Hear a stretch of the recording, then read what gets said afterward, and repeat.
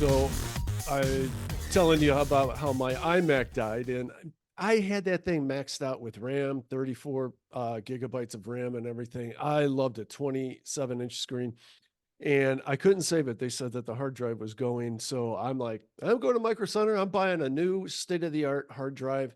I'll replace it. I'll see a performance boost from that. Anyways, I think I killed the motherboard in the process. So then yesterday morning, I had to plan what my entire new system would be for the next 6 or 7 years. So I got the Yeah. M2 Studio, and it's Oh, called wow. M2 because it's Apple's new silicone M2 Yeah. chips, which are wow. So I did a huge performance upgrade in the process. And Mac stopped really updating their iMac system. And it's really the smart move in the end to separate your monitor from your hard drive and its components so that you can Yeah. replace one or the other instead of Yeah. everything at once. Yeah. So it's good in that regard. It's just a lot of piecing things together. Gotcha. Okay. So, Um, anyways, welcome to Over 50 Starting Over. I am with wait a minute. Mark Wait a Tennant. minute. Wait a minute. Wait a minute. I'm Uh, not even. that's all right. Let's get through your intro. And because okay, if you didn't catch our show from about 8 months ago, roughly, with Mark, we did the intro to Wait a minute. Are ChatGPT. you? I'm sorry. Are we recording? Oh yeah, I don't know when we're working or when we're not working. I'm sorry. that's Start all over, that's the please. charm of it. I'm Okay. not starting over. Um, this is Over 50 Starting Over, and we are already starting over. So, with Mark Tennant, we're talking about AI, how it affects businesses, how businesses can use it at a real power level. I've been looking forward to this since last week when we were discussing it because it's really next level. When Mark came on last time, like I said, about 8 months ago, 10 months ago, whatever, you showed us ChatGPT, how to use it in a really common sense way. Because other than prior to that, all of us are just used to Google. You type in one prompt, one command, you come up, and now you got to go through all kinds of crap, make a lot of decisions on how you want to pursue what you're pursuing. With chat, you have an ongoing conversation that you massage and tweak. I've been using it for blog posts all the time. I'll be honest with you, the people that just ask it a question, have it spit out an article, copy and paste it into their blogs, are doing themselves a disservice. I have found that Google is very, very hesitant about indexing those. I'm going to sneeze. And so what I do with that, I'd say it cut down my average blog writing time from about 2.5 hours to about an hour, which is great. Yeah. And the reason I say it still takes me an hour is because I refine and refine and refine because Yeah. it gives you just a high level overview of anything that you ask it to begin with. Then you start trying to personalize it a bit, try to get some specifics out of it, try to and read the thing for yourself and add some nuance to it, for God's sakes. And if you can apply it to your business and your industry or personal experience, all the better. Yep. Yep. Okay. And so, Let's. Mark, you had a Yeah. good intro that I read last week, and it was about how you specialize in bringing AI to businesses, and it talked about your e-learning role currently. Could you just flesh that out a little bit for us, please? Sure. Yep. I'm Mark Tennant. Hey, everybody. Good to be with you again. It's always good to be with my buddy Barry. So I'm by day an e-learning developer for Philips, the medical manufacturing device company out of the Netherlands. I actually create learning materials online, video, audio. We also use 360-degree images, 3D models. And essentially what we do is we create training material for our field service engineers around the world to fix our equipment. So, and I was in IT long before that, so everything's kind of like dovetailed into everything. And in November of 2022, when ChatGPT was released during the last week of November, all of this culminated to where we're at now. And the first time I saw it was just amazing. I had like a 2 or 3 day advanced access to it before it was actually released through a friend of mine in the DC area. And, I was talking about it, and it seemed like a constant 3 days. I was here at this computer in front of it, just experimenting with it. It's And we've so come a up long your way. alley. I And mean, we've come it's a so long up way your between alley. then and You now. think like So, an engineer, you know? I'm ah, sorry, go ahead. well, but it's really, that's kind of where we're at. And I found over these last however many months it's been, 18 months or so, or whatever it's been, that the best thing to do is to start learning it. And as we go through our little talk today, I've got a lot to talk about, a lot of relevant things.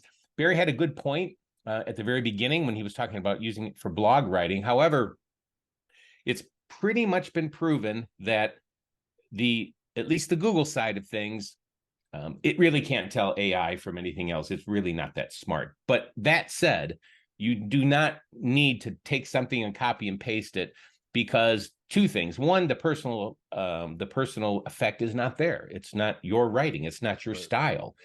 You can maybe teach the AI to do that. But the second thing is, especially if it's maybe fact-based or some things that you want to get out there that are checkable, it can hallucinate sometimes. And when I say hallucinate, it means it just makes up stuff when it really doesn't know what to say. But it really sounds good and it really reads good. So Sounds like me on this podcast. taking the human element out of it is something we just don't want to do. So we'll talk about that as we go through the presentation. And if you want me to start, I will. Oh, absolutely. Yeah, very much looking forward to this. Okay. Let me get my glasses on here real quick. Do you see it? Cool. Yeah, love it. Is it full screen for everybody? It's full screen. Yep. Okay, great. Awesome. Okay, so we talk about this stuff in business as well, but it really, your personal life and what it can do for your personal life, from finances to just vacation planning to just everyday tasks. For example, late last summer, the dryer quit spinning. And, I took a look at it and looked around and thought it'd be about $400 for somebody to come out just to kind of even look at it and fix it, $400 to $500. So what I did was I took a picture of the dryer, fed it into ChatGPT. ChatGPT knew what the model was. And I described the problem. It told me what the problem was. What had happened was, around the drum, the belt had come loose or had broken. Wow. And then it also told me step by step how to fix it. So I ordered the parts. They came in a day or so, and I step by step went into the ChatGPT, and it worked perfectly. Long story short, it took about an hour and a half. Had to have some help. That's great. But it works, and it still works great. And so the part was, I don't know, less than $20 for everything. And so I got to save myself some money. So this stuff not only works in a business sense, but in your personal life as well. And I actually have two examples of that we'll go through here this morning. I have a couple too, but I will say that's funny that you brought up that example, because I have a dryer problem right at this moment. And it is the lack of connection, like a short on the switch to turn it on, it turns and turns and turns, right? And every hardware guy that I have talked to over the years says, do not buy a new one. If you can just change out a part on an old one, for God's sakes, do it, because they're made so crappy today. And so I'm going to try this. I can't imagine how Chat deciphered the entire model from a picture, though. Well, it just knows. I mean, all these years and all of this data it's fed. I mean, it's not only text, images, videos, but there's also graphs, charts, owner's manuals, things like that. Wow. The amount of data that it's been fed is just unbelievable. So we'll talk about that as well. The one thing, Barry, that I wanted to do, and I'm hoping that folks can hear the audio. Nice.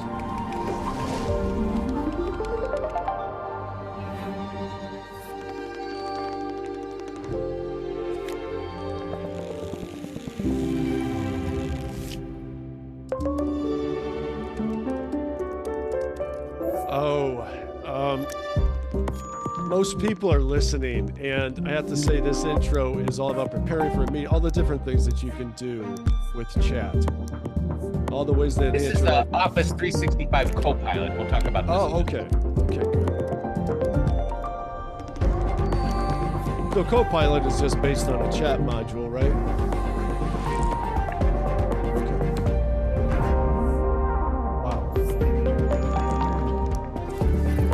It's a nice video. I have to say, if you're listening, you might want to go to YouTube and check this out.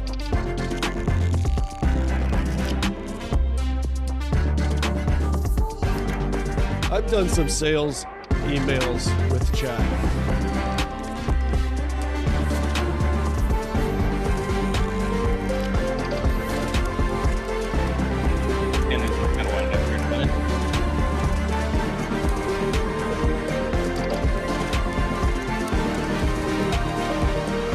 Whole new day and age, man.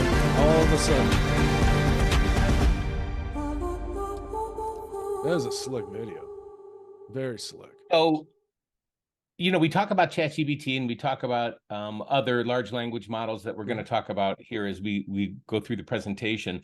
But I wanted everybody to kind of think this stuff is already now baked into the everyday things that you use. I know that a lot of people use Office 365. Copilot is now available not just at the corporate level, but on an individual level. I think a license is probably about the same as ChatGPT, $25 to $35 a month, $25 to $30 a month, I should say.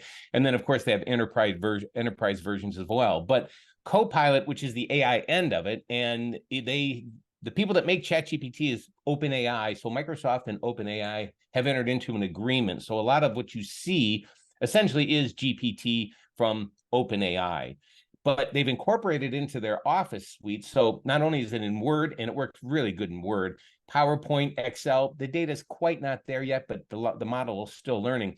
But the point is, all of these tools that are used daily, the AI is already baked in. Now, if you're a Google shop, use the Google Business Suite.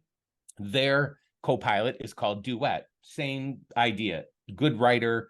It does pretty well with presentations. Again, on the data side with Sheets, it's learning as well, but we're getting there. So I just wanted to. That's like Excel, right? Sheets like yeah. Okay. Excel. Okay. So we're getting there. But I just wanted to put in everybody's mind that, hey, this stuff is out there, stuff I already use on a daily basis. Now, let me ask you something here, Mark, because this has just taken the world by storm so quickly. What is the difference between just having a GPT 4.0 subscription, using that for everything, versus using, say, Microsoft's version of their LLM, large language model? So what they've done is, because they essentially take a foundational model, which you've mentioned GTP4 and there's GPT-4 Turbo. It doesn't matter. They take a foundation model and they train it on its data. So Microsoft's training it on its own data.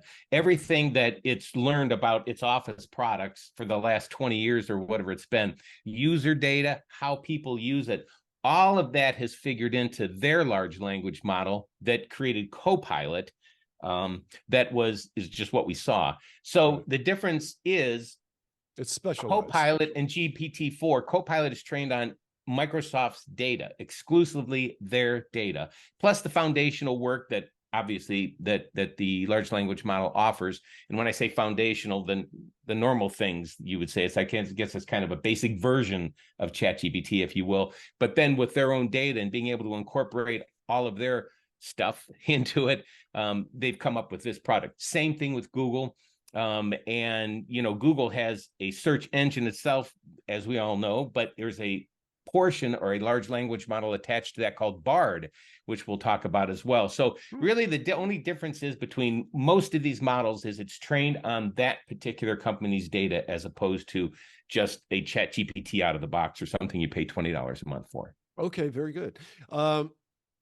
At what point, at what entry point should small businesses be looking at these things? Like, okay, here's what I'm trying to say. Like an office manager versus a CEO and everything in between. Who implements it and who is heading up bringing AI into a small business? Look, I kind of going to go with that in a little bit further as we go, but essentially, and that's kind of like one of the how to get started things. Yeah. And we kind of touched upon it as far as saying, just start using this stuff, find out what you can use, find out right now in your basics tech stack, if you're using Office or Google, or, if you're using a CRM, if you're using Salesforce, HubSpot, anything like that, most of this stuff is probably built already into the tech that you use. I had a video here for AI Companion for Zoom, which you just actually turned on. I won't play the video, but this is amazing. The ability for it to summarize, and you'll see when we're done, the ability for it to summarize, the ability for it to assign tasks, the ability for it to bring somebody up to speed if they come in the middle of a meeting. It's Wow. unreal. And of all the products that I've seen with the AI baked in, as of right now, between 365 Office and this, I think these are the two best that I have seen. I'm not saying they're the only ones, but the two best that I've seen, their capabilities. So to your question about where to start, it would, it's obviously going to have to come from, depending on the size of the business, but obviously some kind of senior management. And if the senior management folks don't really know too much about it, maybe somebody else in the organization does. But a lot of times when they finally, pardon? They're going to assign that task to someone else. And that's kind of what I wanted to talk about, but we'll get to it. Go ahead. And usually it's usually a lot of times the IT person first, but we'll get to that here in just a little bit. Can I ask you something here? Sorry. Well, you're playing the Zoom AI Companion video, and I wanted to ask you, maybe it's going to get answered here, with this podcast right now that we're recording on Zoom. I got to tell you, a very draining and time-consuming part of doing podcasts is trying to figure out what to put in the summary, and then titles are very important. I have a hard time with that because we cover a lot of ground, a lot of different ground during a typical podcast. So I have a very hard time with those titles. I use chat on occasion to help out with that. It's still very difficult. But my question is, like from what you said a minute ago, can I, when we are done with this, click something in AI Companion that says, hey, give me a paragraph summary and 5 different title possibilities for this podcast? Is that possible? Well, essentially what it will do is it's going to create a summary of the entire meeting, and it takes about 5 to 10 minutes, depending on how long it is. If it's an hour, I've found it takes about maybe upwards of, it's closer to 10 minutes than 5 minutes. But when it does, everything is structured in a summarization. And let's just say if it was a business meeting and, Barry had to do this task and Mark had to do this task, it actually recognizes those things. So to answer your question, it doesn't have a chat feature built in where you could actually say, hey, how does this, make this better? What I would do is copy all of that and then use ChatGPT or any other large language model or, chat tool, and it will help you do that. Okay. So I would imagine something probably will be baked into AI Companion that will allow you to do that, because I'm thinking a lot of people ask the same question you just did. Why can't I just ask you to do it and format it the way I want it, as opposed to going off to something else? So I would imagine, we're in such early days in all of this, things like that will probably happen. Let me ask you this one. Yeah, it will help you when you're putting your show notes together and the notes for the podcast before you publish it. It definitely will. Well, I'm sure this is probably coming, but it would be really nice is if it would transcribe this automatically and add captions. That would be super nice. Well, I think there is I think I already was a transcribing ability for it. Although I don't know, there's probably better people out there that are better versed on Zoom than I am. Where we work, we use Microsoft Teams more than anything else. Comparable, but not the exact same product. But I would have to think that ability is there. But if not, you could always take the audio from this and, ChatGPT could do something like this if you upload it, or some other tool can do it. So you might not have to be able to do it on the Zoom platform as it is right now, but there's other tools out there that will help you transcribe this, Barry. I know there's been third-party tools for years that have done this. What are we looking at here? Google, how do you say that? It's Lumiere. Lumiere. And this was just released last week, and I've got to show it to you because it is really set. Well, it dropped last week, but it hasn't been released to the public yet. It says text to video, and I'm going to say again, I know most of you listening, I guess I'll try to summarize a little bit, but I would really encourage you to go to YouTube for this one. Well, it's not very long, but I think people will get the idea once I play this really quick. Cool. Okay, we're looking at a turtle in the water. High quality video generation.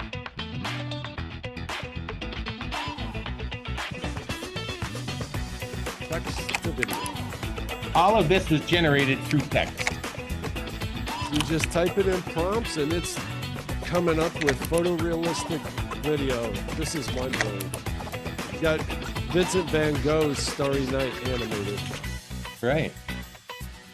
That's cool, man. And it's really mind-blowing.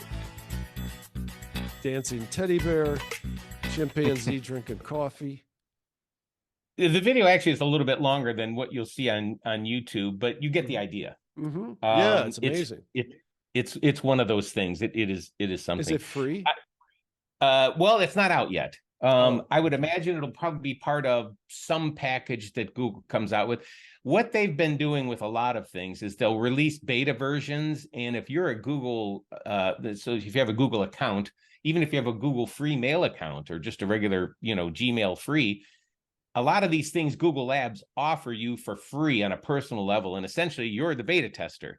So while I'm saying that I don't know for a fact it's going to be free, but I would say they're going to put it out there to some folks, and a lot of you and I's will be able to go in and play with it a little bit and really tweak it so they know what's good, what's bad. And that's kind of what a lot of these companies are doing.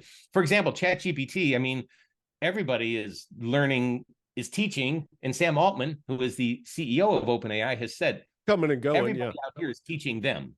So it's a big, giant learning process for everybody. Okay, here's a very important question for somebody in a field like my own. What do you suppose the copyright penalty, I don't want to say penalties, rights, what are the copyright rights going to be like when we're all using computer generated stock photography and stock video? Forget about it, out the door. I feel really like I didn't feel bad enough for photographers 20 years ago as digital started taking over their realm. Now it's at a whole nother level. I wonder what, copywriting rights are going to hit the courts at some point. There's going to be clashes about who owns the rights to these computer generated things. If I know that Adobe's version, they claim, Adobe's, what is it Firefly. called?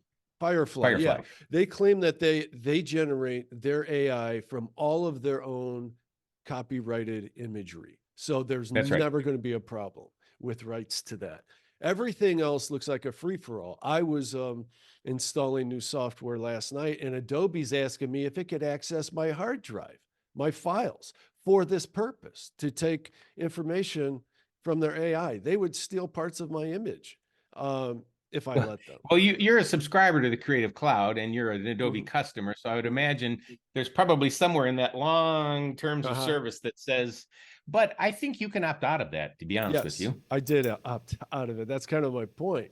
So I think that as far as copyrights and stuff like that goes, I think we're going to see some things in the courts that they're going to have to straighten some things out, come up with some laws and figure it out. Well, I can tell you this, that the Supreme Court, U.S. Supreme Court, has already ruled that anything that's generated through AI, you cannot copyright. Songs, videos, photographs, you can't do it. Writings, books. You can write a book, you can publish a book, but you can't copyright that book if AI was used to generate. Now there's probably a certain portion of that. So that is already out there. Number two, there's a lawsuit actually now that Getty Images has brought against OpenAI, and that was with MidJourney, which is a text-to-image generator. We're going to show you that. We're going to show you that here in just a little bit.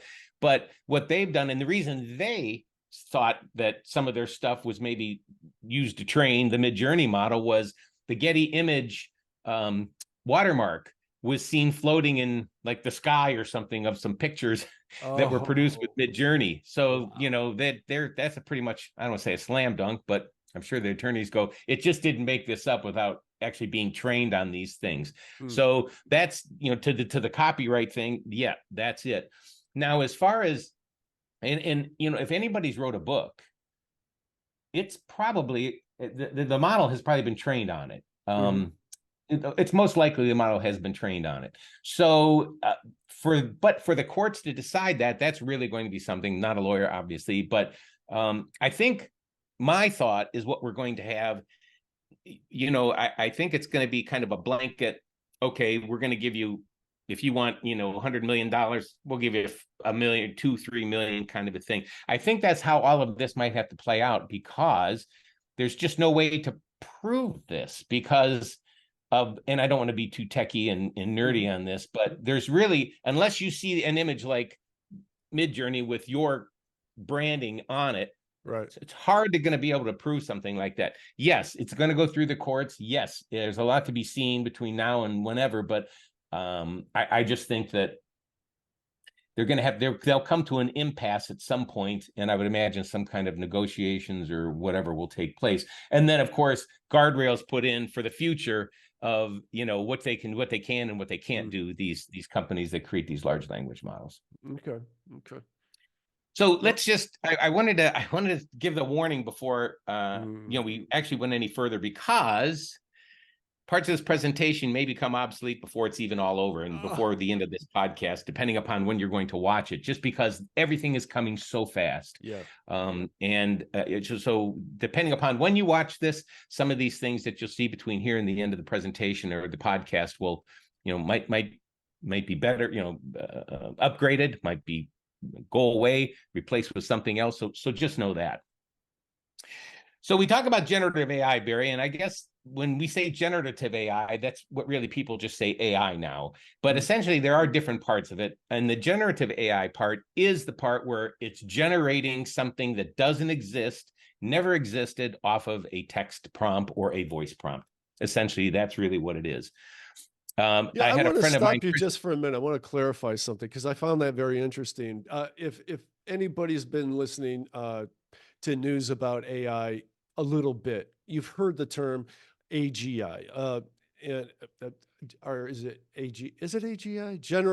General Artificial Intelligence, or did it? General is in there, and what that speaks to is when AI starts putting things together. That it actually seems like it's thinking, it's deducing. And Well, not only that, what it'll do is, so what it does now is one thing when it generates something you're told, but where you're going with that is it will be able to say, so if you say, hey, and I'm actually going to do something with a trip here in just a little bit, I'm going to do a demonstration on that. But if you say, hey, I want to go to Paris and I want to see XYZ, it will not only plan you an itinerary, it will book your tickets, it will pay for them, hotel, the same thing, rental car. So it will do everything that you would normally do, the human would do, but it will do it on your behalf when that finally gets rolled out. And we're not even, I don't think, really close there just yet, but things are happening so fast. Maybe by this time next year, they could be much, much closer than they are right now. I would certainly think so. And to that point, I planned a trip. Lisa and I took a few months back, a trip to Asheville, and it was a recon trip. We're looking for the second time for possible places, retirement communities. So I did a bunch of I did it all on chat, and because it has access to all these real estate records and stuff, it knows what real estate agents are recommending. It knows the price per acre, all those kinds of things. And so using chat, I whittled it down to 5 areas in the 25-mile radius of downtown Asheville. And then I asked it, I had it give us an itinerary for a 4-day trip. It laid it all out. And then I asked it to give me the top 10 places to hit in each one of these places. And there was our whole trip planned. And it even gave us a lot of wiggle room. Like, we didn't feel rushed or anything. We added things into our day. It was awesome. And it took me, a couple hours. It's a nice planner. And again, it's suggesting things that it knows. And then, like I said, it just helps a lot, because when you go into some place maybe you've never been before, anymore, and these things are taking over these types of jobs for people, Barry, because when you go to Google to do this, you've got ads for this, ads for that. The first 10 results are all sponsored ads, might have nothing to do at all with what you're with what you're looking for. And then you go to these websites and you got pop-ups here and buy this here. And it's just a lot of noise and interruption, where this will take it all over for you right now, and you won't have all that noise, and it's accustomed to what you're asking for. So it's great for that. And I actually have an example of that coming up here in just a little bit as well. That's cool. But you could think of this generative AI as software created by machines at the directions of human. My buddy Chris Penn had said that some months ago, and it's true. Everything it's created is really software, but it's just created by the machine at the human direction. Okay. So we all know, we've talked about it, what it is, but essentially, as we said, how does it do this? Well, it identifies these patterns and structures and everything in it, and it just continues to learn. And essentially what happens is, and I'll give you a really quick example of how it all started out. When they started with these large language models and trying to teach them to predict different things, they started with dogs and cats. So what they did is they took hundreds and hundreds of images of cats, labeled them, this is a cat, essentially, and they fed them to the model. They did the same thing with dogs. Then they took a bunch of data that was unlabeled, and they didn't tell it what it was. And slowly but surely, they started introducing the unlabeled data to the model, and then asking the model to guess what it was. And after a while, it got like really super good, over 95, 96%. It got right. And now it'll probably, be 100%. But that's kind of how all of this started. And that's how all these models just put everything together and continue to learn off the more data that they're fed, and the more labeled data and correct data. So as in the term of IT, and you've heard this before, garbage in, garbage out, it's really, if you put garbage into it, you're going to get garbage out of it. So that's why it's a tedious process. And there's a lot of human involvement with something like this. I was involved with an AI product manager course I took last fall from the Udemy Academy, and they actually had us look, and they actually have jobs. You could actually go out and get a job doing this, where you look at images, you look at videos, and you tell them what it is. And the model continues to learn and continues to learn. So there's a big human process with it to direct these models exactly what it's looking at, and whatever the goal is for that particular product or project. In my case, it was X-rays. We had to analyze children's lung X-rays that had pneumonia, clearly had pneumonia, clearly did not have pneumonia, and then somewhere in between. So it's kind of how all of this works. And really, that's amazing for the medical industry. Speed. And it's been doing this for a long time. I mean, radiology was probably one of the first involved with this machine learning. And I know when I was at Case Western Reserve University in Cleveland, 10 years ago, there's some researchers that were doing it there, and now it's gotten even better. So yeah, the more these models continue to learn. But what people really don't know, and a lot of times people ask, hey, what does it do when you ask it a prompt, ChatGPT? It probably just goes out to the internet and grabs an answer and brings it back. Well, no. With ChatGPT in particular, the last time it traversed the internet was April of last year. Before that, it was September of 2021. So if you were to ask it who won the Kansas City Chiefs Baltimore Ravens game last Sunday, it probably wouldn't know it unless it got it from another data source somewhere, not on the internet. So what it does is it just takes all of this data, and when you ask it something, really essentially what the AI is doing, it's guessing the next word, but with terrific accuracy, because you see how fast the words come up on any chat platform once it gives you your answer. So, and all of this is surrounded by a skill that few people have right now, which is the prompt engineering and properly learning how to write prompts to get the right information out of these models that you want. Now, there's something to be said for coaxing it along too, because I'm thinking about last week, you and I were talking, and you said using ChatGPT-4, you told it to create a picture of something, and it said, I'm sorry, I don't create pictures. And you're like, yeah, you do. You created a picture for me last week. And it said something like, oh, I'm sorry. Here you go. Here's your picture. Right. Exactly. And it happened again yesterday with something else. Well, I don't want to say it forgets, but I guess it does forget, because, this is maybe, and this is, we went back to the hallucinating thing, where if it doesn't know something, it'll just write something. In this case, it actually just came out and said, hey, I don't even know what you're talking about. And until you jogged its memory, if you will, gave it a little, Wow. boot bump. And then it said, Yeah. oh yeah, heck yeah, I do that. That's right. Here is the image that you wanted. So, Wow. and then even with data, I know, oh, so just yesterday, it said to me that it hadn't traversed the internet since 2023. And I was looking for information on some software I use at work.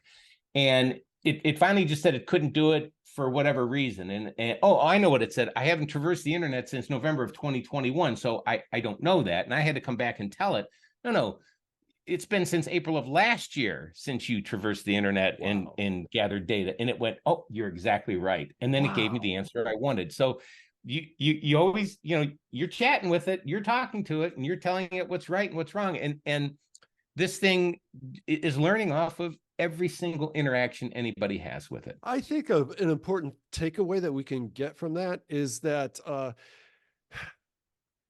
like I said about just putting in a prompt to get a blog article and copying and pasting it, you have more responsibility in this interaction than thinking that chat's going to do everything for you. It's wrong sometimes, and it can do a lot better other times. So being a skilled prompt engineer, I think right now today is pretty important. Oh yeah. You know, I don't, is it going to be a job? Who knows? Maybe it's just a skill set of a particular job. I would say if you go into a business, and it can even be a small business with, 50 to 100 people, but you have HR, you have sales, you have customer support, you have accounts receivable, accounts payable, in all of these different areas, you're going to need somebody in those areas to be able to get this data, use the data, and obviously to speed up processes and just transform your business. But in the process of doing that, you're right, they're going to have to assign somebody to be the expert in that particular thing. And this is where we're at because of the educational side. Excuse me, sorry Oh, about sure. this. Well, my point to that is someone, and you're saying it too, but let's say it directly. Someone needs to take responsibility for what is coming out of your AI and that you're using for business. Someone has to take responsibility for it. Yeah, there's got to be that point person. And Yeah. we'll talk about that in a little bit too, when the Okay. first steps, and I've got a slide on that, but we could just kind of blow through this. We Yeah, let's know do it. generate sales and pardon? Oh, I said, let's do it. Okay. So we know it can generate sales and marketing copy. We talked about that. The summarization is just awesome. Data entry and analysis, it's getting there and it's doing pretty good with that, especially the create a pivot table on this data, those types of things it can do. It's the advanced analysis that it's having a hard time with. But again, we're getting there. One of the things that I found was really something is when, I don't even know what they call it now, but they used to call it a code generator, but I think they've got a different name for it now. And I'm talking about ChatGPT. If you asked it to write the code for a website tool that you wanted, and I did that. I wanted a AI return on investment calculator, and I told the AI ChatGPT what I wanted. It wrote the code, and then I had it design what it looked like, so it looked good on my website. And it wrote all the code for me. I did a couple bug checking things. A couple bugs were in it. It caught the bugs in the code, corrected the code, and then there was a couple of things I wanted it to do. For example, and the calculator is based all on numbers. If you put a $sign in or anything but a number, it would throw an error saying, hey, that's not a number. I put in a check. I had it put in a check. So if somebody just put in anything other than the number, and it would ignore it, and it's just, it would not throw that error anymore. So it'll do what you want. But that was the thing with the coding, is just, it's something. Now there's software developers or people said, hey, there goes their jobs too.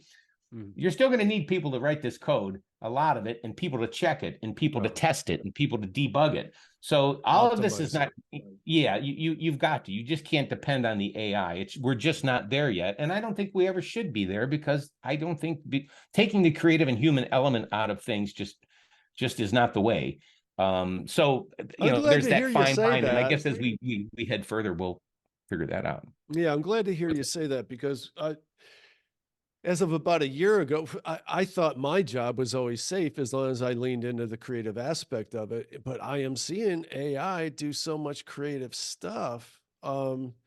I don't know. I do wonder if I'm going to be able to continue in my career as we know it in some respect a couple years from now. Well, somebody's going to have to go to an expert, because even that we've had, look at all the tools that have come out. Look at all the, the Photoshops and the Premiere Pros and WordPress and everything that you've used, Barry, for these last, 20 some plus years. The tech is just getting better. Yeah. You're always still going to be needed. When somebody says, hey, Barry, I need this for my website, I need something more of this added, unless the AI is a model is trained exactly on that website or a series of websites that are just like it, still going to need that human element. They're still going to need the berries out there. They're still going to need people to do these things. And also the people that want this stuff done, they don't do this stuff. So it's not like they can just go, oh, I can just circumvent Barry and do all this myself. One, they don't know how. They're not a web person. That's what you do. And two, they just don't have the time. Yeah. And what we're seeing is a lot of people, and I think because I play with these tools a lot, you're actually using more time than you're saving, because you're trying to figure out what tool is right for me. In the beginning, that's normal. Right. But as we progress, you need to find out what that one thing is, or two things, those tools that you want to use. Right. Because the idea is to save time, not to that's interesting, because I've noticed this has happened since the advent of the personal computer. I came out of college. I didn't use computers in college. I got my first job right out of college, and I saw the writing on the wall. I'm like, I'm taking these manual. We had one little Mac Apple II, and that was it. And nobody used it because everyone was afraid of it. So I started taking the manuals home and reading about it, and I learned this stuff. And what I saw so this is the early 90s to mid 90s. Everyone all of a sudden thought these businesses, they could buy their secretaries, office managers, whatever you want to call them, little Macs, and they could get rid of their marketing departments. And those that tried to go that route failed miserably, and their competition, who did things right and did things with quality, excelled beyond them. And so I've seen this, like websites, web designers, the term and everything is commoditized, because everybody is told that they could do it so easily now. Online marketing, commoditized, do it yourself. It's so easy. Fact of the matter is, these things are full-time jobs. So if you could do your full-time job and do that full-time job, have at it, but you're not going to do it well. Right.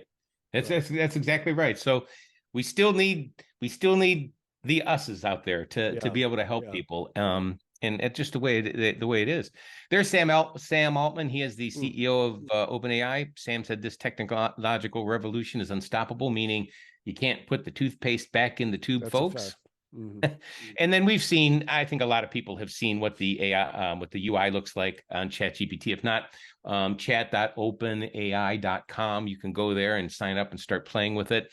You can go to bard.google.com and start playing with it right within Google. So there's all kinds of ways to access this. Yeah, it's nice. The one thing that's really something that this is less than a month old is now you have the ability, if you have a premium account on ChatGPT, which is $20 a month, which is the best $20 a month you will ever spend, you can create your own GPT, custom GPT, meaning there is an interface where you go right into ChatGPT and you say, okay, I want to create let's just say a travel planner. And you tell it exactly what you want it to do, and it'll set this GPT up for you. It'll create a logo for you, and it will be there for you to use. You can share it. You can keep it private. And soon you can start charging for these through the ChatGPT store, which is coming out soon. So now what the OpenAI folks are doing is letting people essentially do anything they want on their platform. And they're using this data to get their model better and to get people better at doing this. So let's just say you have let's just say make it exclusive to Ohio, since this is where we're at. You've got a GPT. Anybody's coming, they can use it to Ohio, and vacation planning, home, really anything that you wanted. You just keep training and putting the different data into your GPT, just like you normally would anything into ChatGPT, and your little itty bitty model will continue to learn and continue to get better. And that's all available right now for you in GPTs. I can go much deeper in that, but we'll just suffice to say right now, check that part out. There's tons of videos and blog posts out there for it that really get into the weeds. If you want to go there and create your own GPT, if you have an idea, do it, because it's fascinating. Well, for me anyway, and it's pretty cool when you can make that stuff yourself and people can actually use it. Yeah, that is fascinating. So we know, again, we went through the sales and marketing thing, but, writing custom email subject lines, we've done that. Sales emails, welcome emails, cold emails, anything. And as Barry said, from the start, do not take what comes out of there and not add your own human element, and actually check to see what it's saying, because something could be wrong. And it happens quite a bit. So the human element, no way, no how, no fashion can you get rid of that right now. We talk about content creation, strategy development, and those types of things. All can help with ChatGPT. This is my ROI calendar that I was talking to you about. So essentially, if somebody says, okay, this is my initial investment into AOI, that could be hiring somebody, buying some software, the $20 a month, buying these tools, whatever your operating cost could be, and then your monthly revenue gain can be, with all of that, is what goes into it. You hit the calculate button at the bottom. Will say, okay, your ROI after 12 months is whatever percent, and it works. And I've tested it, and a few people have used it, and I thought, well, that's pretty cool. Actually, a company here in Concord just used it just last week, and they thought it was pretty cool, and it worked. So there you go. So there are similar writing solutions, as we call them, or similar chat GPTs, Barry. And I've got two slides. So there's Bard from Google, and you can, I guess, put these in the show notes, but it is bard.google.com. You can go there right now. And it's, again, set up a lot like ChatGPT in that, you're having a conversation with it. Is there any advantage? Platforms, I'm sorry, it's free. Okay. And so it's attached to Google. So it uses the internet definitely a little bit more than like a ChatGPT does, but it is built on the data that Google has collected all these 25, however many years it's been. So there's a little bit of a difference there when I say about traversing the internet with ChatGPT. It does it, when they tell it to, where Bard, I suspect, is doing it in real time. Okay. Now you have Anthropic's Claude.ai. Claude is great. Now I thought it's probably the best for data.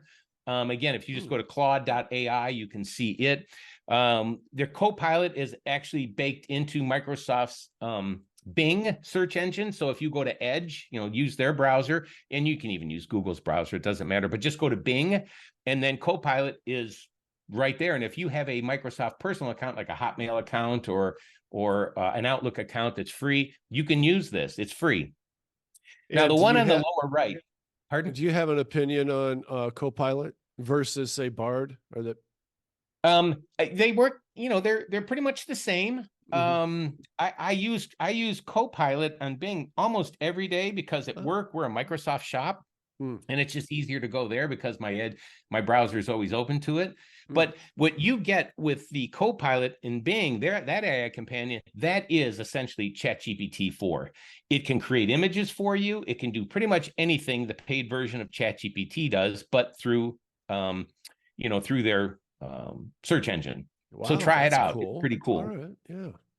Now, pie, I love pie. I love pie too. Apple pie, peach pie. We're talking pie, PI, guys. PI. Pie.ai is great because it really holds a conversation with you and it learns more. It always asks you questions about different things you're doing. Like if you ask it to, I don't know, come up with a recipe for a really good Italian sauce, marinara or something, it will ask you, do you like oregano flavor more, or maybe basil? Do you like a little less garlic, it'll ask you these questions, and it's more conversive than anything, really. It's great. It's pie.ai. It is free as well. Yeah, I'm sorry I interrupted. I had not heard of this before, but it is pi.ai. Correct. Yep. Yeah, pi.ai. pi.ai. No, .ai. Right. And then we also have other writing solutions. Now, some of these are paid, like the Jasper, and Jasper's been around for a long time as a platform that people write on, and it would give suggestions and those kind of things. Well, now AI is baked into this. So it's a paid tool, but it does a really, really good job. Perplexity, I believe, it's free. and it's kind of its own little large language model. Writer, that's another one that is a paid platform, but there might be a free version of that. But up in the upper right, Grok, that is, I think it's how you pronounce it, that is Elon Musk's large language model, and that comes with the premium version of Twitter. X is what it's called now, and you could use that language model with that. So there's a paid subscription to that. So the point is, there's a lot of different solutions out there to learn to write with and use as writing assistants. And as we talked earlier, don't get caught up in using every single one. Find one, maybe two that work for you, because the idea of these things is to save you time, not to make more time. So just, and then I think when businesses say, okay, well, when we're going to invest in this, what do we invest in? And I would say start at your tech stack now and go from there. And I think you'll come out okay. We talked about prompting, Barry, and which is one of the most important things. And I'm looking at time. We're probably getting short, maybe on a little bit of time here, but we wanted to talk about prompting because it's right now the best skill you can learn as you're learning these large language models and seeing what they can do and what they can't do. Essentially, it's just telling the AI what you want it to do. And, you want to add a little element of creativity while you do that. It's usually in a text format, which you're telling via a prompt, but voice is coming with the mobile app for ChatGPT. You can use voice and it will respond in voice. Anyway, so prompting, I say, will be a sought after skill set. I'm not sure if it's ever going to be a full-time job, but I guess I want to speak to that for 1 second. On This Old Marketing with Joe Pulizzi and Robert Rose. Joe Pulizzi is the father of the Content Marketing Institute here in Cleveland, and really an incredible guy. They had a conversation about this. Joe said that he thinks prompting will be like the HTML engineer of the early 2000s or late 90s. Like it would be a big deal for a small period of time, and then it will get commoditized right out of existence, basically. Well, I've heard him say that, and I would like to know, but he never offered how it was going to be replaced. You're going to have to tell something what you want. It's not going to read your mind and what you want. But Neuralink, well, they just implanted their first Neuralink into a human brain about 5 days ago. Well, I think right now there's not many people out there that let somebody put something inside of their body for something like this. I just don't think people are there yet. Maybe they'll get there. Maybe when we're gone. Yeah. But I just don't think people are there yet for something like that. I think that's more from if there's a medical condition or something that's helping that person. But I just don't think voluntarily somebody's going to put something inside of their head. That'll happen so quick. But for right now, paraplegics that can now use artificial limbs, and then people with Alzheimer's, it could cure Alzheimer's. And for families dealing with those things, hey, all for it. But that's where it's going to start. And then after that, for sure, it's going to hit into the business world. Hey, we could speed up your creative thinking by threefold. Are you going to do it? Or are you going to let your competition do it first? And then it's going to, 5 times itself there, and then 10 times itself. Oh yeah, that's coming. We'll see. But I would be reluctant to say I don't think I'll be around for something like that once we get there. It's going to happen I'm thinking it's going to be a few more years, but we'll see. Who knows? Yeah.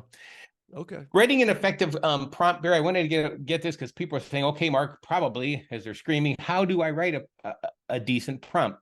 The basic way, they call them system statement, user statements, background statements. Essentially what it is, the system statement is that's what comes first. You're telling it to assume a role, be a lawyer, be a really good writer, be a CPA, and then from there you direct what you want it to do. You say, okay, you are to act as a CPA, and I'm starting a new business, and I need to know how to set up my book. So you're giving it context with the user statement, and then finally the background statement. It's optional, but further guardrails and the performance thing that you want it to do, and then you give it a task, and then based on what the role the AI is playing, what context that you put in your user statement, and then what the task is, it takes all that information and it gives you your output. Okay, let's slow down on that. Can we back up a minute? I just want to make sure that I get that baked into my head. I get the system statement. Okay, so act as a lawyer. Think as if you're my lawyer representing me. Got that. user statement. That's directive for what you want them. Okay, so that's the outcome you're looking for. Like So the task. yeah, you're the lawyer, and here's what I want you to do. I want you to find me innocent in this case because my back's up against the wall. Background statement, I totally didn't get it all. It's optional. This provides further guardrails and refinements. Okay, so it's like, you're my lawyer. Please find me innocent because in my background, I did a couple of bad things. I do have some charges in my background. So does that sound like a decent example, simple example? Well, yeah, I mean, I guess, because you're using all three things, but maybe let's just say we'll just do a travel planning. You are an expert travel planner. People seek your help around the world. I always embellish the role. I always tell them how great they are, that they're some of the top in the world, kind of a thing. Whatever you want to do to really, really embellish and tell them how good they are at that role, so they get the idea. And then you tell them, okay, I would like to plan a trip to Cleveland, Ohio, essentially a 7-day trip. And then in the background statement would be, okay, I want to see, places like the Rock and Roll Hall of Fame, but I don't want to go to the art museum, or I don't want to go see the orchestra, but I do want to see restaurant. So you're really in the background statement providing more context, what you want and what you don't want out of the output. Yeah, you're refining at that point. I got Yep. you. Okay, thank you. Thank you. Let's move on. For sure. So as a quick one, we can just say, here's a system statement that you're to act as an expert social media marketer. You have expertise in YouTube marketing, Facebook marketing, Instagram marketing. You specialize in the creation of a well-crafted social media post that gets huge results, and your expertise is known worldwide. Good statement. You've set up the AI for that. Then as a user statement, you'll tell, okay, your first task will be to create a content calendar that will detail an organization's social media posts for a month. Got it. Then you would say, the format of these posts will be to provide value, information, and compel the reader to learn more, blah, blah, blah, blah. And what I always do with the AI, when I set up these different areas, I say, do you understand? Please answer just yes or no. And the reason I do that, because if you'll ask if it understands, or when you hit that enter key, it'll just start writing. And it's not necessarily what you really want. And you have to stop it generating the thing, and you kind of have to go over and start over. But I'm always really conversing with it. And then a lot of times I'll ask it, okay, this is what I want it to do, but in order to get what I really want out of this, ask me questions that you think you need to know more of to provide a better output. And it'll ask you questions. That's next level right there. That's cool. I didn't know that. Okay. Yeah. That's a really good tip right there. So you tell it to ask you questions to help you refine. Okay. Yep. And challenges, or you could say, hey, I'm starting a business, or we can go back to the CPA thing. Tell me what I need to do as far as a book thing and all this.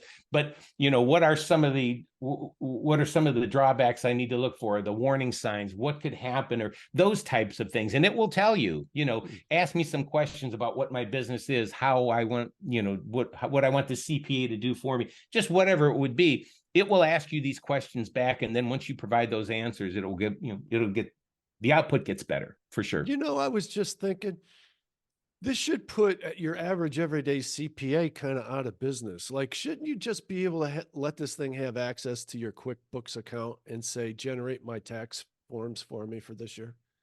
Well, I think QuickBooks already has that ability. Wow. They have an AI capability too, and most of them all do. But you're still going to need somebody to check that stuff. You're still going to need that human expertise, somebody that's been doing it for years and years and years, and that's all they know.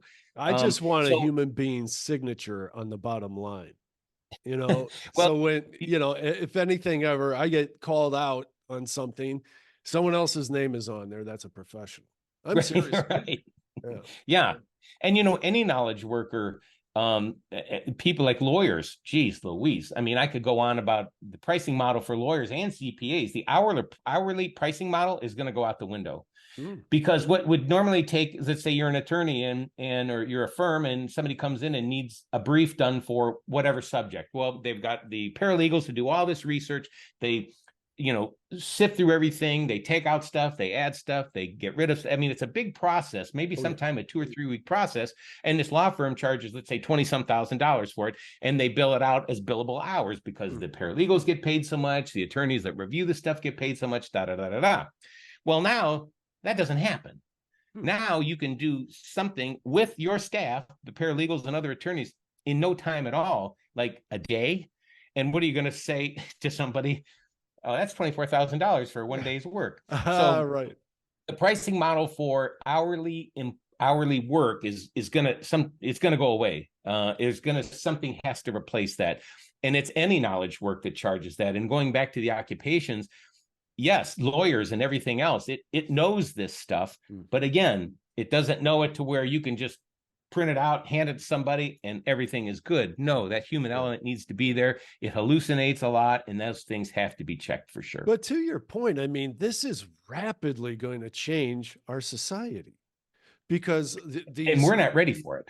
Exactly. I mean, it's probably going to crash our economy worse than it is right now, just because. I hope not of that. I hope. Yeah, I do too. I hope it gets better since we get more productive. Well, okay. I'm hoping. Yeah, I mean, that's been the promise about the personal computer for all these years, the last 30 years, how we're going to have so much more free time because it's going to free up all of this, and all we do is work harder. Is basically what has happened. Well, you take on more work, people, because you've got the computer. If you didn't have the computer, you couldn't do it. But yeah, no, there's something to be said about that. And that's why I said it a little bit ago, don't use every one of these tools. Find one or two. Yeah. Again, your existing tech stack probably is enough right now for you to get started, and just learn it from that way. So, good. And on the screen really quick, just a little more of a user statement, Barry. In this case, write 3 posts for this, use hashtags, da, da, da, da. And again, adding a little more context to the prompt. Okay. So the AI integrations in daily work, I created that picture to the right, and that is an awesome picture. And I had it do it in the style of Picasso. Okay. I was going to ask that. And that, and that's what the image came out. Wow, I thought it came out pretty well. Yeah, it's a great picture.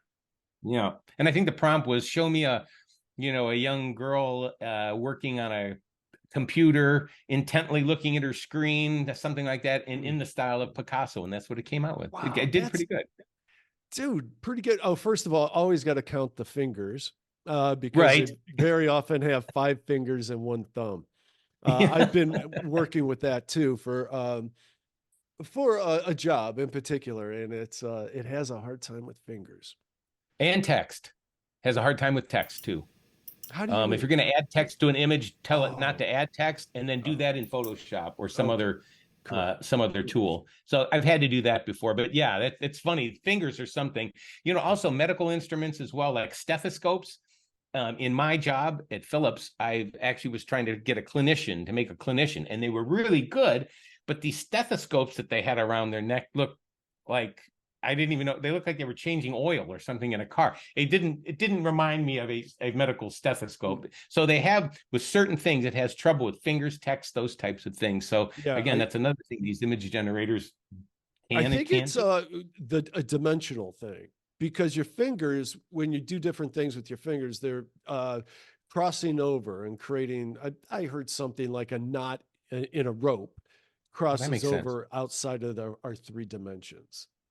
With height and whatever the other one is. So we talked about Copilot. We talked about Duet for AI. Whatever you use, the Microsoft products or Google products, check them out. Everything is available, very, very affordable, and there's tons and tons of educational materials out there from the manufacturers themselves that they can really guide you on using these tools right out of the gate. So these text to image generators that Barry and I were talking about, essentially you've got MidJourney, you've got Adobe Firefly, you've got Stable Diffusion, and a few others that you could take a prompt and enter it into any one of these. It'll give you what you're asking for, but believe me, they're all entirely different because the models just have different ways of making these. And not only that, you can feed the same prompt to one of these image models, and it won't, and the image will be different every single time. And with these image models, image generators, there's a lot of refinement to these. You want it in a cinematic kind of style, or you want it in a real world style, or you want it in 3D, or you want it in the style of a Pixar movie or cartoon or anything. It will do all these things for you. And we'll show you here in just a second.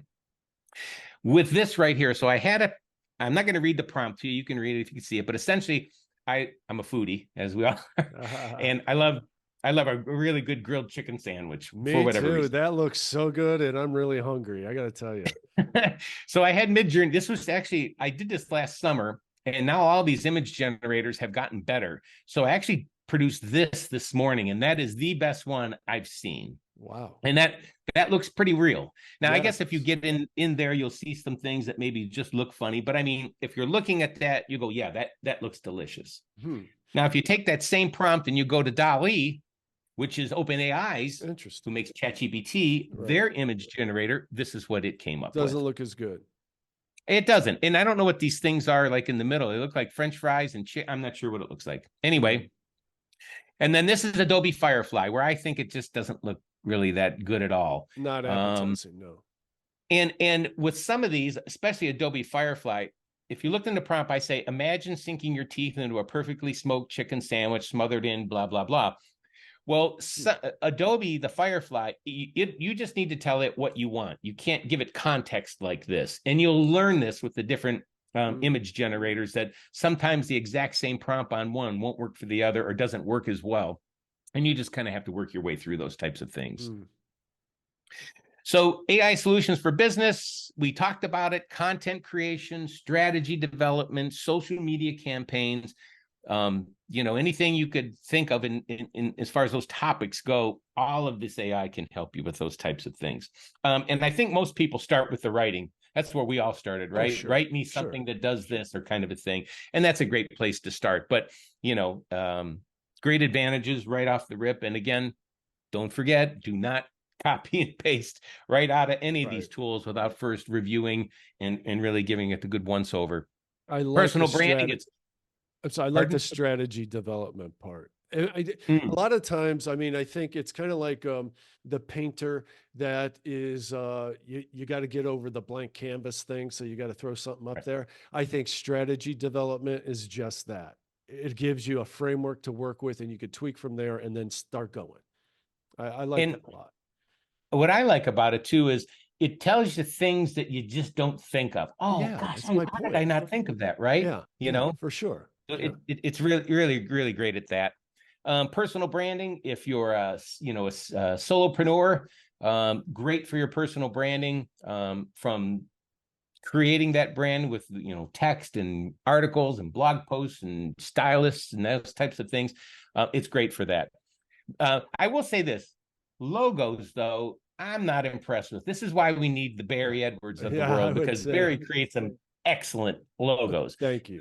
These things aren't there yet. They're just not there yet. I could show you a couple, but just trust me on this one. I just don't think the logo generators are all that in a bag of chips. Well, there's also, then you have to play art director. So you have to know when it's a good logo, And so there's that. Yeah, what might look good to me might look horrid to everybody. And somebody like you with a trained eye that's been doing this for all these years, and a guy that's developed logos for me for other businesses I've been associated with, nothing could come close to what I love an artist. Logos. Yeah. So customer support and engagement, that is huge. Really quick, I did want to talk about the personalized experience, and not just when somebody calls and complains or writes something in an email or whatever. What I'm talking about as far as customer support and engagement, if you've got a customer and a business, then they've got a line of, they've been doing business with you for 5-10 years, whatever it is, you can take that data, what they've purchased, when they purchased it, and feed it into the AI, and then the AI ask it for suggestions and recommendations, and based on their history, buying history, what they've bought, it could suggest other products on a more personal basis, and write you that email or write you that note that says, hey, Barry, over the past you've done this, and we've appreciated the business. We think that these products or these services are right up your alley based on your past buying history. And when you start delivering personal experiences like that to customers, and being able to do it seamlessly, where manually, that would take a few hours to kind of put something like that together, and it's just not possible, which is why a lot of people just have the one message and hope it gets out there. With customer support and engagement and personalizing these experiences and the buying experience, it's huge. And that's, again, one of the great advantages for using AI, and being able to do this at scale is fantastic. Okay, I've got a live exercise, Barry. If we have time to quickly show folks this stuff in action. Yeah, I do. I definitely want to. I want to ask you something too, like the last slide and all that. Did you cover all of this in your presentation last week? Yes. Okay, and so what kind of what was the audience like demographically? CEOs, kind of? No, well, there was so it was just to give context to the folks, it was a manufacturing nonprofit here in Northeast Ohio who they help local manufacturers, some on a smaller scale, some on a medium scale. What they do is they train new people, because these trades are the average age is close to 60 of the people that are still doing this stuff, and there's nobody coming up. We've heard for years and years, go to college, or you can't get a job, or you can't do anything about college this and college that. And let's just face it, college just isn't for everybody. And a lot of times these kids just don't know what to do. And if they're mechanically inclined, or if this is something that they're interested in, they can come out of high school with training from the AWT, where I was working with, and they can make $50,000 a year in a machine shop. So the audience were these local manufacturers. There was actually a French company there that's a really big company, but they have a small presence here in Northeast Ohio. They were there. Production manager was there. One of the people that actually writes the CNC programs that design their tools that they create was there.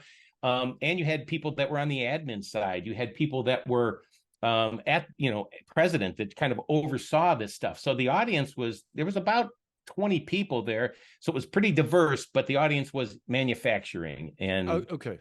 I wanted to understand the kind of minds that you were working with there. And then I want to ask you just briefly, what was the reception, like the feel of it? Did you feel like you're talking over their heads, or were they with you? And what were the kind of questions you got? That's actually a great question. And I thought I could get through this entire thing without saying, hey, that's a good question. As you're presenting and you look, a lot of times I'm not seeing deer in the headlight looks. I'm seeing interested looks, but still with a lot of curiosity. So I encourage people to interrupt me when I'm speaking and say, if you've got a question, instead of saving it to the end, you want to ask that question now.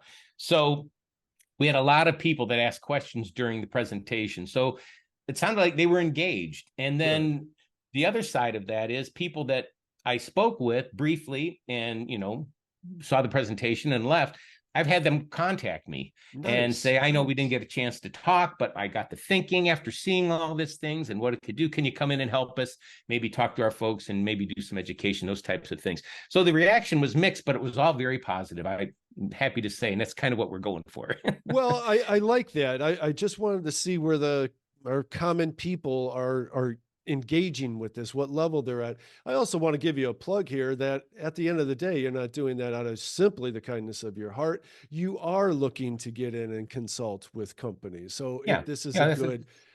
And so I want to mention just briefly, we're going to go on here too, but I don't want to forget, marktennant.net. That's where you can get hold of Mark, and it's TENNANT.net. Thank you, bud. Okay. Thank you. Let's move along, bud. Okay, real quick. So let's do a quick business example here. Okay. So let's do something really quick. So locally here in Northeast Ohio, there's a company that manufactures greenhouses for home use. And I thought I would use them as an example because a lot of people garden, a lot of people at least know about it. Summer's coming. I don't know. It seemed like a good topic. So essentially what I did was, and I'm going to put my glasses on here, I wrote a prompt setting things up for the AI.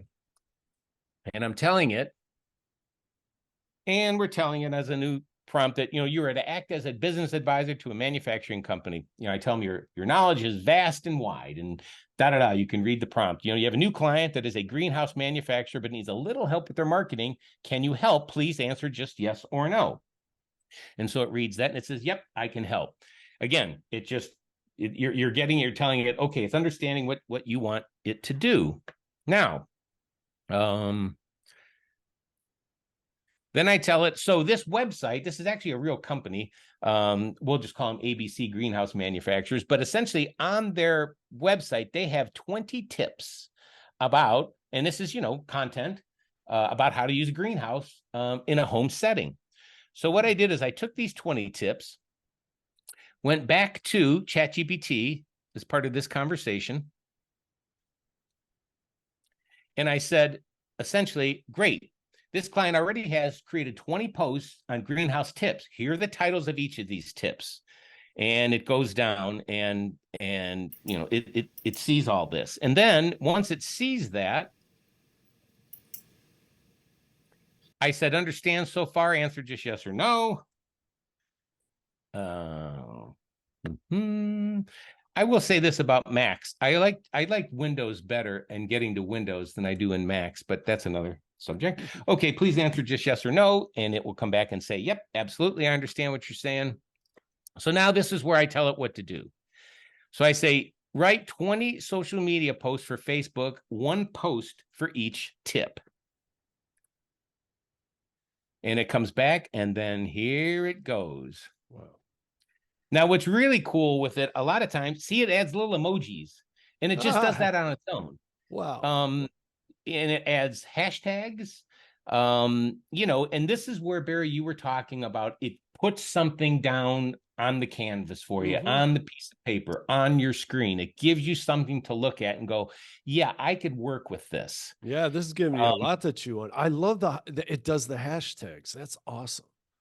And some of the what I would do in something like this, and a lot of things, I would kind of mix and match. Sometimes I would ask it this same question again and have it come up with different things, and then combine pieces of answers, together to maybe make a better social media post. Maybe you just don't like it out of the gate, but again, this is also giving you pretty decent ideas on something that that you want. So this is all pretty cool. And I've got one more thing after this, as you can see, everything else. And by the way, if this has made me, this exercise, want to go out and get one of these things, because it sounds like it'd be fantastically fun.